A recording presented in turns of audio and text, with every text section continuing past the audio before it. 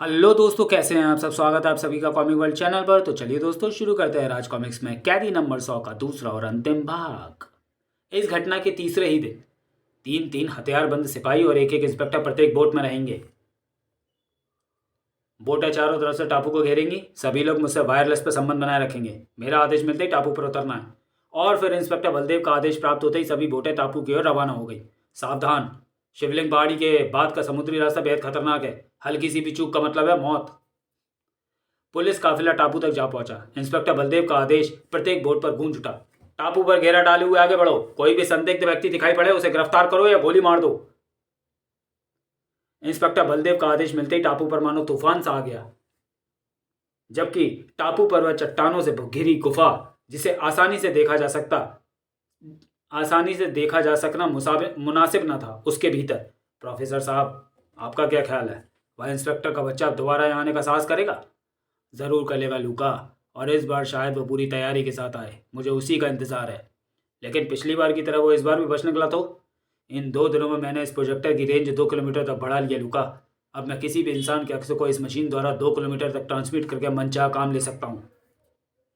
सहसा लूका बोला, प्रोफेसर साहब, पिछली बार इस मशीन द्वारा पहली बार आपने मेरे अक्स के द्वारा एक जेल से फरार कैदी और बोट के ड्राइवर की हत्या करवा दी। लेकिन मैं अभी तक नहीं समझा कि आपने ऐसा किस प्रकार किया। ओह, लगता है तुम इस मशीन की कार्यप्रणाली जानना चाहते हो। Very simple. इस मशीन से एक विशेष किस्म की किरणें निकलती हैं, जो इसके सामने खड़े व्यक्ति के शरीर से उसका अक्स या परछाई बनाकर इस कंट्रोल द्वारा 2 किलोमीटर की परिधि तक भेज सकती हैं।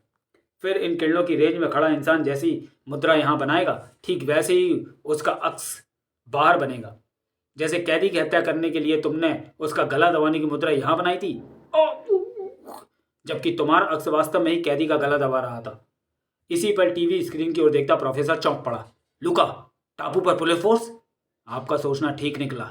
यह वही इंस्पेक्टर है प्रोफेसर साहब। लुका, ट्रांसमीटर पर दिलावर से कहो कि फैक्ट्री की सारी मशीनें बंद कर दे और 3 नंगे बदन आदमी अंदर भेज दे। कोई को। प्रोफेसर के उस आदेश के केवल 3 ही मिनट पश्चात मैं तुम चारों के अक्सों को टापू की चारों दिशाओं में ट्रांसमिट कर रहा हूँ। रेडी? अपनी अपनी नजरें इस टीवी स्क्रीन पर रखो। टापू पर आज मौत का तमाशा होगा। प्रोफेसर ने मशीन का बटन दबा दिया। चारों के जिस्म रोशनी से नहा उठे। उत्तर दिशा की ओर के सिपाही व सब इंस्पेक्टर चौंक पड़े। सर, वह परछाई, ये क्या भला है सर? सब इंस्पेक्टर की छठी इंद्री सचेत हुई। गने गरज पड़ी। फायर! गोली चलाओ इस पर! थाए थाए थाए! लेकिन परछाई को आगे बढ़ने से रोक न सकी। उफ, इन पर तो गोलियों का कोई असर ही नहीं। सब इंस्पेक्टर का वाक्य भी पूरा न हो पाया था कि परछाई के हाथ उसकी गर्दन पर घस गए। उफ! मौत की परछाई, भागो! इस पर हमारी गोलियों का भी असर नहीं है। थाक! उफ! लेकिन इससे पूर्व की ओर कर पुनः भागते। बचाओ! नहीं! थाक! उफ! सिपाही उछलकर नीचे गिरा और फिर खूनी परछाई ने उसे उठने का कोई मौका नहीं दिया, बल्कि दुनिया से ही उठा दिया। इसी प्रकार पूर्व व पश्चिम दिशा में भी मौत की परछाइयों ने आतंक फैला दिया। थाए थाए! उफ! दक्षिण की तरफ उपस्थित था स्वयं इंस्पेक्टर बलदेव, जो एकाएक गोलियों का स्वर सुनकर उछल पड़ा। गोलियों की आवाज है? सब इंस्पेक्टर देव बोला। सर, मुझे कुछ गड़बड़ लगती है। वायरलेस पर सब इंस्पेक्टर उद्धर मोर्चा रिपोर्ट दो। ये गोलियां क्यों चल रही हैं? ओवर। कमाल है, कोई जवाब नहीं दे रहा। उफ! किसी दिशा से कोई जवाब नहीं। उफ, ये तेज हवा! और अचानक बलदेव चीख पड़ा। सब इंस्पेक्टर देव, अब मेरी समझ में आ गया कि वायरलेस पर कहीं से कोई स्वर क्यों नहीं गूंजा। यह मौत की आंधी है देव। उन खौफनाक परछाइयों के आगमन की पूर्व सूचना बोर्ड की ओर। भागो, हरी अप! बचाओ! सर, उस परछाई ने हमारे सिपाहियों को। रुकना नहीं देव, हरी अप! हम परछाई से नहीं जीत पाएंगे। दोनों लपक कर बोट में सवार हो गए। इंस्पेक्टर बलदेव ने तूफान की गति के साथ बोट पानी पर दौड़ा दी। वह परछाई हमारे पीछे लगी है सर। मैं फायर कर रहा हूं सर। थाए थाए! और अचानक परछाई को रुकते देख देव हर्षित स्वर में चीख पड़ा। सर, वो परछाई लौट रही है। ओह, बाल बाल बच गए। इंस्पेक्टर बलदेव का कंट्रोल वाला हाथ बेहद फुर्ती के साथ घूम गया। उफ! लेकिन सर, हमारे कई आदमी उस टापू की भेंट बचाइए सर। उफ! चट्टान से तो वे बोट को बचा गए, लेकिन उसे पलटने से न रोक सके और दूसरे ही पल एक भीषण धमाका हुआ।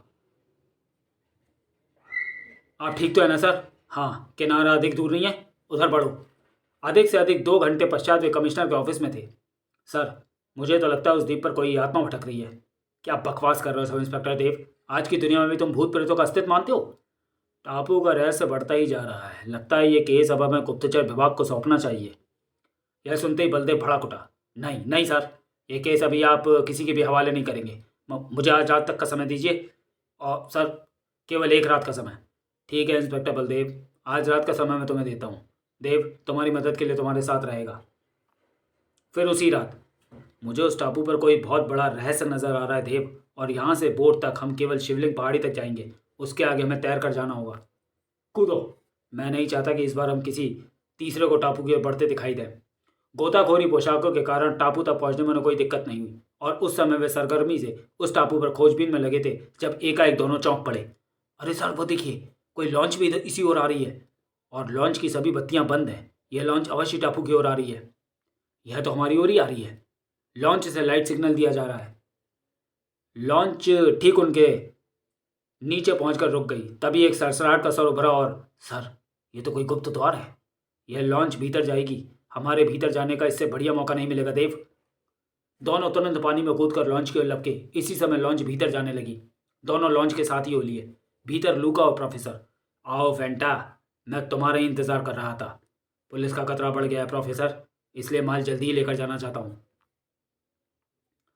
क्यों नहीं, ऐसे कामों में खतरा तो होता ही है, लेकिन अब इस टापू पर से खतरा हमेशा के लिए खत्म हो जाएगा। फेंटा, मेरा ये खूनी आविष्कार मौत की परछाई पूरा हो गया है।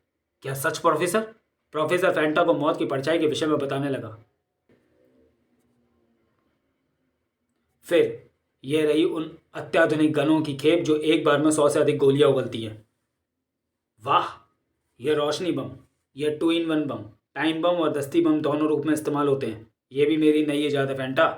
गुड प्रोफेसर, आपकी फैक्ट्री तो दिन दूनी रात चौगनी तरक्की कर रही है। यह सब तुम लोगों की मेहरबानी है। लूका, यह सारा माल लॉन्च में ला दो। Yes professor. उधर दोनों शैतान के रूप में लॉन्च के भीतर पहुंच चुके थे। सावधानी से भीतर रख दो पेटियां। भीतर केबिन में घुसते ही दोनों चीते के समान उन तीनों पर टूट पड़े। ताक काक आ! एक एक कर 8 बदमाश लॉन्च के भीतर गए, लेकिन जब उनमें से कोई भी वापस ना लौटा।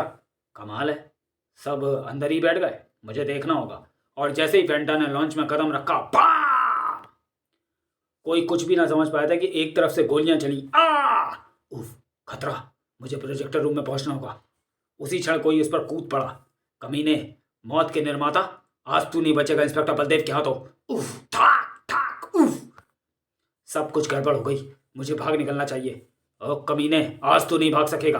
प्रोफेसर बेहद तेजी के साथ बोट लेकर भागा, लेकिन सब इंस्पेक्टर देव ने उसके निकलने का मार्ग बंद कर दिया। खटाक! पूरी गति से आती बोट को प्रोफेसर रोक ना सका, जिसका परिणाम बेहद भयानक रहा। तभी जंगला वापस खींचने के बाद डेव चीख पड़ा। सर, मैंने टाइम बम फिट कर दिया है। इस जगह से दूर हो जाइए सर, बम फटने ही वाले हैं। ओह! दोनों तेजी के साथ पानी में कूद पड़े, और अभी दोनों उस गुफा के बाहर ही निकले थे कि कई कड़बेदी धमाकों के साथ वह पहाड़ी ढह गई। और फिर देखा देव, मौत की वह परछाई किसी भूत प्रेत की माया नहीं थी, बल्कि उस शैतान की माया थी जो उस परछाई की आड़ में हथियारों की अवैध फैक्ट्री चला रहा था। सच पूछो तो चामुंडा ने इस टापू पर आकर हमारे हक में अच्छा ही किया। चामुंडा यहाँ ना आता तो वह शैतान न जाने उस मौत की परछाई से भविष्य में क्या गुल खिलाता। और सफलता की चमक चेहरे पर लिए दोनों वापस बंदरगाह की ओर तैरने लगे। समाप्त। तो चलिए दोस्तों, वीडियो को यहीं समाप्त करते हैं और मिलते हैं राज कॉमिक्स की किसी अगले वीडियो में, अगली कॉमिक्स में अगले वीडियो में। तब तक के लिए धन्यवाद।